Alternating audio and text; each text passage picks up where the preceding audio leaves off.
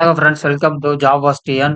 இன்னைக்கு நம்ம பார்க்க போகிறது என்னன்னா, ஆர்ஆர்பி குரூப் டி 2026 எக்ஸாம் நடந்துச்சுல. இன்னைக்கு day one shift one complete analysis பார்க்க போகிறோம்.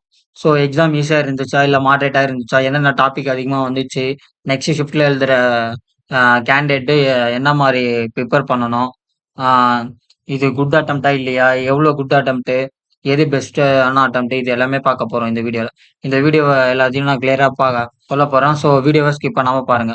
ஸோ ஃபர்ஸ்ட் வந்து ஓவரால் அனலைசிஸ் பார்க்கணும். ஓவரால் அனலைசிஸ்க்கு நான் வந்து ஸ்டூடெண்ட்ஸ் கிட்ட கேட்ட வரைக்கும் டிஃபிகல்ட்டி பத்தி ஃபர்ஸ்ட் வந்து நம்ம ஆஹ் முதல்ல ஓவரால் டிஃபிகல்ட்டி பத்தி பார்ப்போம். ஸ்டூடெண்ட்ஸோட ஃபீட்பேக் பேஸ் பண்ணி டே ஒன் ஷிஃப்ட் ஒன் ப்ராப்பர் ஓவராலாக வந்து மாடரேட் ஷிஃப்டாக தான் இருந்துச்சுன்னு சொன்னாங்க. ஸோ ரீசனிங் செக்ஷன் வந்து ரொம்ப ஈஸியாக இருந்துச்சுன்னு சொன்னாங்க. மேக்ஸ் செக்ஷன்லாம் பார்த்தீங்கன்னா ஈஸி டு மாடரேட்னு சொன்னாங்க. ஜென்ரல் சயின்ஸ் வந்து மோஸ்டா வந்து NCERT science class 9th and 10th சிலபஸ்ல இருந்து தான் கேட்டிருக்காங்க. வேற எதுலயும் கேட்கலன்னு சொன்னாங்க. நெக்ஸ்ட் ஜென்ரல் அவேர்னஸ் வந்து ஃபுல்லாவே கரண்ட் அஃபேர்ஸ் தான். ஜூன், அதாவது ஜனவரில இருந்து ஜூலை வரைக்கும் இருக்கிற 2026 இருக்கிற கரண்ட் அஃபேர்ஸ் ஃபுல்லாவே கேட்டிருக்காங்க. வேற எங்கேயும் ஜிகே எல்லாம் எதுவுமே கேட்கலன்னு சொன்னாங்க. நெக்ஸ்ட் பாத்தீங்கன்னா, ஃபர்ஸ்ட் நம்ம இது வந்து கம்ப்ளீட்டா கிளியரா பார்க்கலாம். உங்களோட குட் அட்டெம்ப்ட் பாத்தீங்கன்னா, நீங்க ஒரு 85 டு 80 85 பிளஸ் நீங்க வந்து எக்ஸலன்ட்னு சொல்லலாம். அதாவது நீங்க அக்யூரேட்டா சொல்லலாம். கண்டிப்பா நீங்க அடுத்த ரவுண்ட் போயிடலாம்னு சொல்லலாம்.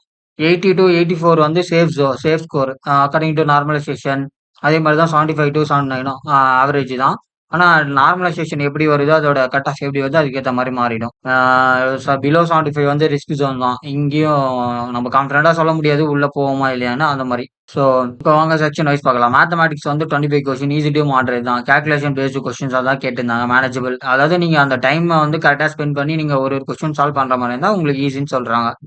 ரீசனிங் பொறுத்த வரைக்கும் ஈஸி தான் ஃபுல்லாவே.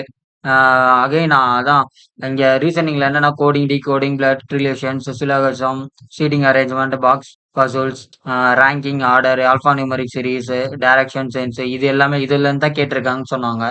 எல்லாம் 1 or 2 கொஸ்டின்ஸ் இந்த டாபிக்ல இருந்து தான் வந்துச்சு. ஒரு டாபிக்ல 1-2 கொஸ்டின்ஸ் வந்துச்சுன்னு சொன்னாங்க.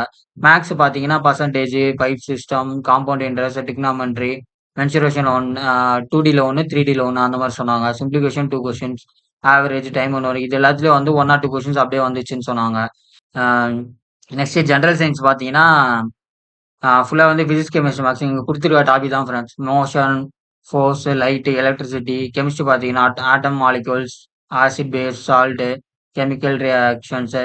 பயாலஜி பார்த்தீங்கன்னா life science, cell cell biology, அப்புறம் விட்டமின்ஸ், ஹியூமன் ரிப்ரொடக்டிவ் சிஸ்டம், இது மாதிரி தான் கேட்டேன்னு சொன்னாங்க. ஸோ இதில் இருக்கிற இப்போ ஃபிசிக்ஸ், கெமிஸ்ட்ரி பார்த்தீங்கன்னா இந்த கொடுத்துருக்க டாப்பிக்கில் நியூமரிக்ஸ் ப்ளஸ் தியரி ரெண்டுமே பார்த்துங்க. ரெண்டுத்துல இருந்தும் வந்துச்சுன்னு சொன்னாங்க. நெக்ஸ்ட் பார்த்தீங்கன்னா அவ்வளோதான் ஃப்ரெண்ட்ஸ். இதுதான் அவங்க சொன்னது. ஸோ ஓவராலாக நீங்கள் அனலைஸ் எடுத்து பார்த்தோன்னா இது மாடரேட் தான் சொல்கிறாங்க. ரீசனிங் வந்து ஈஸின்றாங்க. சயின்ஸ், ஜென்ரல் சயின்ஸும் ஈஸின்னு எல்லாமே மாடரேட் லெவலில் தான் சொல்கிறாங்க. Easy to moderate. ஓவராலாக டிஃபிகல்ட்டிலாம் இல்லை. அதாவது நீங்கள் கரெக்டாக டைம் கன்சியூம் பண்ணி அந்த 100 கொஸ்டின் அட்டன் பண்ணுறீங்க, இல்லை உங்களுக்கு தெரிஞ்ச 80 கொஸ்டினோ 85 கொஸ்டின் அட்டன் பண்ணுறீங்க, அக்யூரேசி உங்களுக்கு எல்லா கொஸ்டினும் கரெக்ட், 1 or 2 கொஸ்டின் தான் ராங் ஆகுது அப்படின்னா நீங்கள் கான்ஃபிடண்ட்டாக இருக்கலாம்.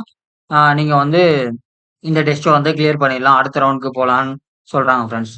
ஓகே, இந்த வீடியோ பிடிச்சிருந்தா லைக் பண்ணுங்க, கமெண்ட் பண்ணுங்க, சப்ஸ்கிரைப் பண்ணுங்க.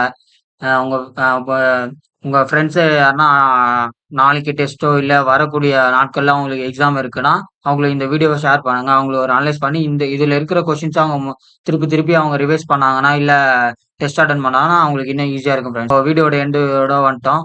நெக்ஸ்ட் வீடியோவில் பார்க்கலாம். Bye friends.